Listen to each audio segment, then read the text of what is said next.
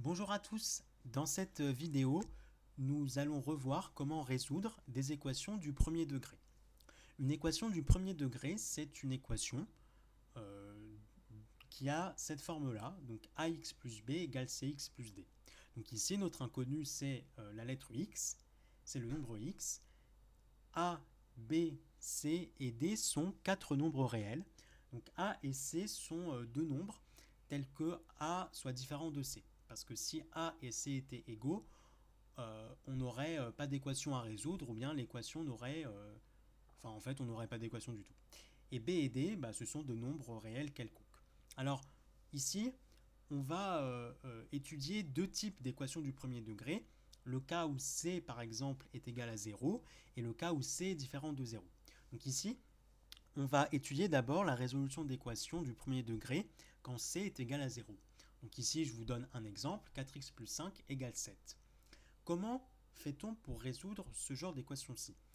Le but dans la résolution d'équations de ce type-là, c'est d'isoler notre inconnu x. Donc le but, c'est qu'à la fin, on ait x égale quelque chose, donc c'est-à-dire qu'on ait la valeur de x qui vérifie cette relation-là.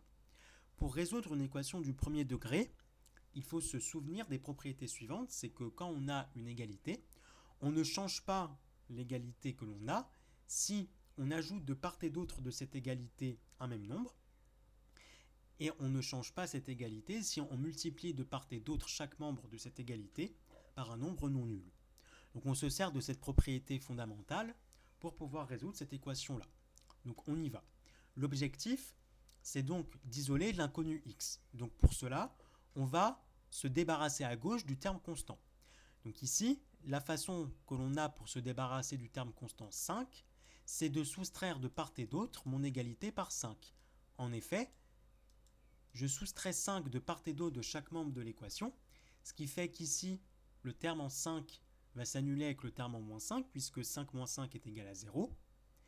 Et ici, on effectue également la soustraction 7 moins 5, ce qui nous donne 2. Donc, qu'est-ce qui se passe après une étape de calcul? Eh bien, après avoir soustrait par 5, on obtient l'équation 4x égale 2. 2 étant donc le résultat de la soustraction 7 moins 5.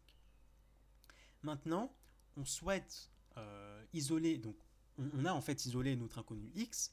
Le but maintenant, c'est d'avoir une égalité du type x égale un certain nombre. Donc ici, il faut se souvenir que 4x, c'est 4 fois x, c'est une multiplication. Donc en fait ici, pour entre guillemets se débarrasser du coefficient 4, eh bien il faut diviser de part et d'autre chaque membre de l'égalité par 4. En faisant ça, on passe donc de 4x à x. Donc on obtient x égale 2 divisé par 4, c'est-à-dire x égale 1 demi. Pour ceux qui aiment manipuler les nombres décimaux, 1 demi c'est un nombre décimal qui est égal à 0,5. Donc nous avons x égale 0,5. Alors, pour la résolution pratique de l'équation, on a trouvé la valeur de x qui correspond. Mais si on veut répondre plus clairement à la question, eh bien il faut une phrase réponse. Donc soit on écrit la phrase en français suivante, la solution de l'équation 4x plus 5 égale 7 est donnée par 0,5, ou bien, une façon plus mathématique de le dire, c'est à la suite, écrire que l'ensemble des solutions, qu'on note avec un S majuscule, est égal, et on met entre accolades la solution que l'on a trouvée, c'est-à-dire ici 1 demi. Cette écriture-là remplace la phrase en français que j'ai dit précédemment.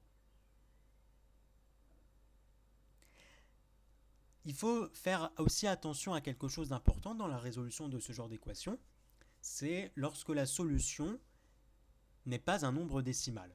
Donc un exemple d'équation de ce type-là, où la solution n'est pas un nombre décimal, c'est par exemple si on veut résoudre l'équation 3x moins 1 est égal à 0.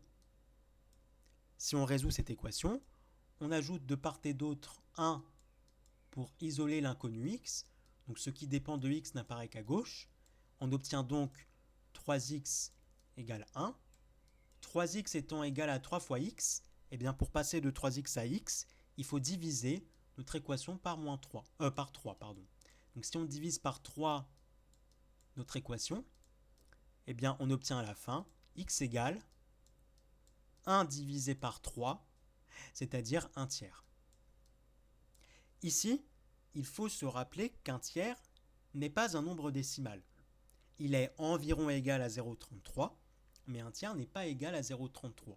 Donc pour cette raison, quand on résout des équations, on évite en général de donner des valeurs rapprochées des solutions, sauf si c'est mentionné.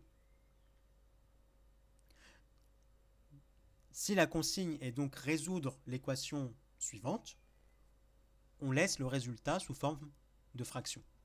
Et donc la solution de notre équation s'écrira grand S égale, donc l'ensemble des solutions, c'est seulement 1 tiers.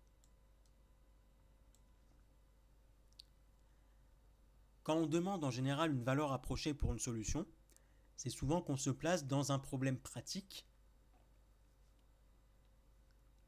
Et donc là, dans ce cas-là, on pourra demander une valeur approchée d'une solution. Alors, le deuxième type d'équation du premier degré, en lien avec la définition que j'ai donnée précédemment, donc des équations du type ax plus b égale cx plus d, eh bien c'est le cas où a et c sont différents de 0. Donc je donne un exemple. Je souhaite résoudre l'équation 3x moins 2 est égal à moins 2x plus 3. Moins 2x plus 5 plutôt. Allez, on va changer. Donc ici, la difficulté supplémentaire par rapport à l'équation précédente, c'est que l'inconnu x se trouve de part et d'autre de l'égalité.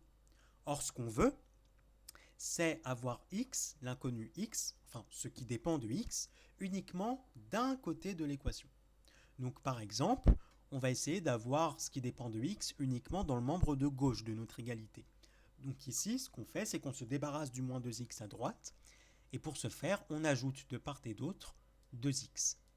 En faisant ça, on se débarrasse donc du moins 2x à droite, puisque moins 2x plus 2x est égal à 0. Donc à gauche, nous obtenons 3x plus 2x moins 2. 3x plus 2x, c'est égal à 5x. Donc on obtient 5x moins 2.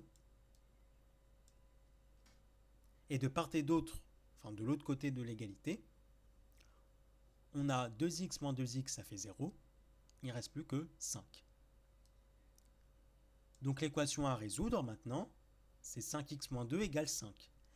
Cette équation et cette équation ayant bien évidemment les mêmes solutions. Et bien maintenant, on peut résoudre de la même manière que tout à l'heure. On isole l'inconnu x encore, en se débarrassant de la constante moins 2. Donc pour ce faire, on additionne de part et d'autre par 2. Et donc cela nous donne quoi? Donc moins 2 plus 2, ça s'annule, ça vaut 0. Donc il reste que 5x à gauche. Et à droite, 5 plus 2 est égal à 7. Donc notre équation devient 5x égale 7. 5x étant égal à 5 fois x, pour passer de 5x à x, il faut diviser de part et d'autre par 5. Donc en divisant de part et d'autre par 5, j'obtiens quoi? X égale 7 divisé par 5, c'est-à-dire 7 cinquièmes. 7 cinquièmes est un nombre décimal. Donc si vous voulez écrire la valeur décimale de ce nombre-là, vous en avez le droit, et vous devez trouver 1,4. Donc l'ensemble des solutions de notre équation, eh bien, on n'a qu'une seule solution, c'est 7 cinquièmes, ou bien 1,4.